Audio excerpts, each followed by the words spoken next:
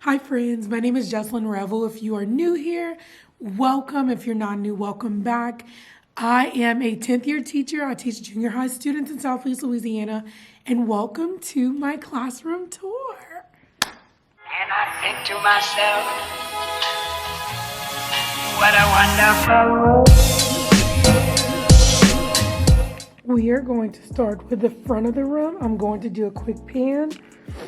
If you watched my classroom setup videos, this is way different, the layout anyway, than the classroom setup videos were. So it's changed a lot in the 2 months that we've started school.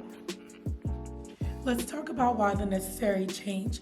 So as you kind of go along with the school year, you figure out what works and what doesn't work for your classroom.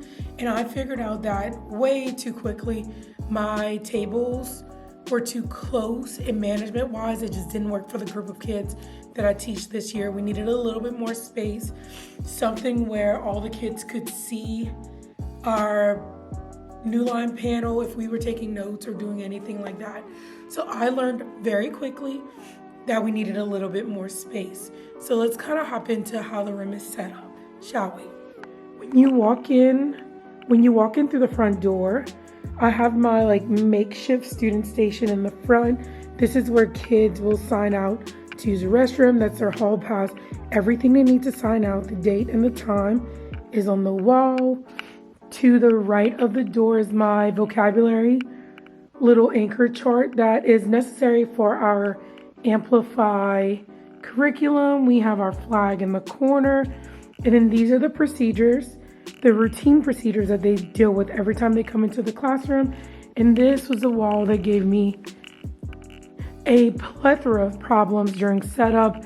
This is where I put their I can statements for science and for my introduction to STEM pathway and career class, their agenda and their standards. From there, we start with desk. We have towers around the classroom where kids can charge devices, because all students have devices that they take home. And then these are just our group tables. We have two different kind of tables. We have the lab station tables where kids can hang up their backpacks, and it contains storage where I put all of my science stuff in. And then we have our typical tables, which are also tall tables where kids can work, and it gives them space to do their science work. Let's talk about the mirror. So y'all, I'm not gonna lie, excuse my outfit, it's game day, so it's Southern Belles dress up on game day. I'm not gonna lie, I'm not one of them teachers that puts up a mirror as an affirmation station. I'm gonna be a little bit more realistic in junior high. I put the mirror up because the kids like to check themselves out. They like to make sure they look okay. They like to make sure they don't have anything on their pants, their shoes are fixed, their hair is fixed, their makeup's fixed. This is literally you sit in the back of the classroom, look at yourself on the way out. Honestly, I'm not even gonna BS y'all. That's why the mirror is up with my little teacher Instagram handle. This classroom door connects to my partner teacher's door, which we only use in case of emergency. So moving on, we have our new line panel with another tower and some extra laptops that kids can borrow if theirs is dead or if they need one. This is my little station for my new line panel. I have my keyboard, my mouse, and then down here, these are all the different headphones that the kids can borrow from me if they need headphones. Back window, which this looks so different than what it was from classroom setup, because construction's not completely finished yet, but it's more complete than it was back in August when I did setup. Here is my desk area. It is messy, but that is the life of a junior high teacher in October. So in my desk area, you're gonna see this cabinet space with my 3-tiered drawer, my essential oils container, and some pictures, my back wall, which I need to fix my calendar, but that's real life. I just don't have time, with my diplomas, my hanging rack, my hanging files, which contains actual work for my students, my little about me area, which has my teacher toolbox, and this messy bookshelf, which is going to be clean by the end of this week. I'm putting myself to it. My little fridge that finally works. It wasn't working the other day. My Rolodex, my computer, and then all of my necessary supplies that I need to make my classroom successful. On the big wall of my classroom, this is where I store all of my Amplify work that has to be posted. Their essential questions, their argumentation wall, their key concepts, and I also include my big timer and my voice levels. This is something I actually like this wall. I wasn't very sure of it when we first started, but I like that the kids can refer back to the key concepts without me having to make these ginormous anchor charts, and they do pretty well with that. So I'm really liking this curriculum, which is a big deal for me because I wasn't sold at first, but we're getting better. In the corner of my room is my little iron cabinet space with all of my manipulatives in it and all my stuff for my units. I have clipboards on the top. This is some cheer stuff on the sides. My favorite little piece of art in my entire classroom. I actually bought this. This was the first thing I purchased after I lost my house in the flood of 2016, and I told myself that I would put it in my home, but because I'm always at work, this pretty much is my home. So it was the first thing I hung up in my classroom.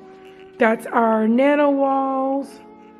I have my rules, my classroom rules on the top. And if you can see through the nano wall, our community space is looking really good with all the different furnitures and learning spaces that kids can go and do work in. So I can open my nano wall like fully into the hallway.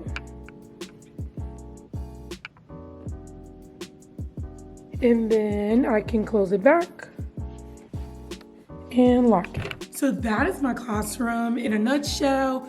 It is a lot more functional than I thought it was going to be, honestly. I had some pretty big fears coming into the school year, but it's starting to come along. It's been a long 2 months, I'm not gonna lie, but I'm making it work. The kids are making it work. We had so many kids that they had to hire a new teacher to take on some of my science students in our social studies classes. So we had a huge breakup of schedules in like the middle of September.